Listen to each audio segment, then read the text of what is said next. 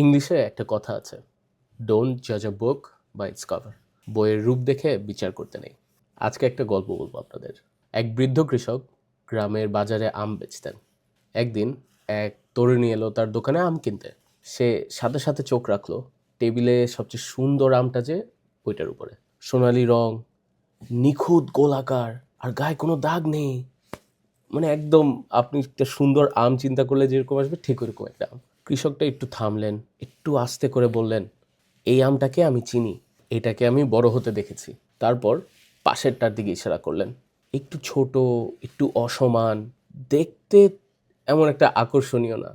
বললেন, এটাকেও চিনি। একটু চুপ করে রইলেন, মেয়েটাকে বোঝানোর জন্য না, শুধু সৎভাবে বলার জন্য।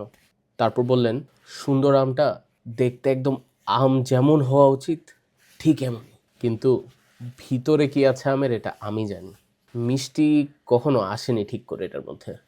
এই আমটা আপনাকে হতাশ করবে। আর এটা, ছোট আমটার দিকে আঙ্গুল তুলে বললেন, কঠিন মাটিতে জন্মেছে, রোদের জন্য লড়াই করেছে, পানির জন্য লড়েছে, কিন্তু ভিতরে যে মিষ্টি তৈরি হয়েছে, সেই গভীরতা, সেই স্বাদ, সুন্দর খোসার আড়ালে আপনি তা পাবেন না। মেয়েটি দুটো আমের দিকে তাকালো, কৃষকের দিকে একটা ভদ্রভাবে হাসি দিল এবং সুন্দর আমটাই তুলে নিল। কৃষক আর একটি কথাও বললেন না, কারণ এটা ওনার সিদ্ধান্ত নেওয়ার জায়গা ছিল না। সুন্দর করে আমটা প্যাকেট করে মেয়েটার হাতে দিয়ে দিলেন এবং মনে মনে তার জন্য ভালোই চাইলেন, যেন আমটা মিষ্টি হয়।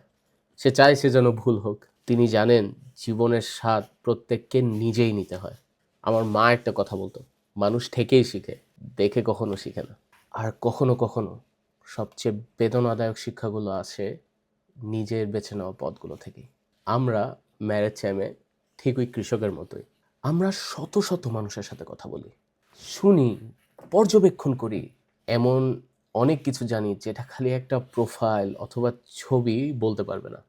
আর কখনো কখনো আমরা আগেই বুঝতে পারি কি হতে চলেছে, কিন্তু আমরা আপনার সিদ্ধান্ত জোর করে বদলাতে আসিনি। আমরা আছি সৎভাবে আপনাকে জানাতে, আমাদের অভিজ্ঞতা আপনার সাথে ভাগ করে নিতে, এবং তারপর আপনি যেই পথ বেছে নেন ওই পথে আপনার পাশে থাকতে। যখন আমরা অভিজ্ঞতার কথা বলি তখন একটু থেমে আমাদের কথাটা শুনুন, কারণ আমরা শুধু প্রোফাইল মিলাচ্ছি না, আমরা আপনার ভবিষ্যৎটা রক্ষা করার চেষ্টা করছি। আমরা আপনার ভালোই চাই। আমরা চাই আপনি এমন একটা ঘরে যান যেখানে আপনি সুখী থাকবেন, যে মানুষটা আপনাকে বুঝবে, আপনার সাথে জীবনের প্রত্যেকটা যুদ্ধে পাশে থাকবে।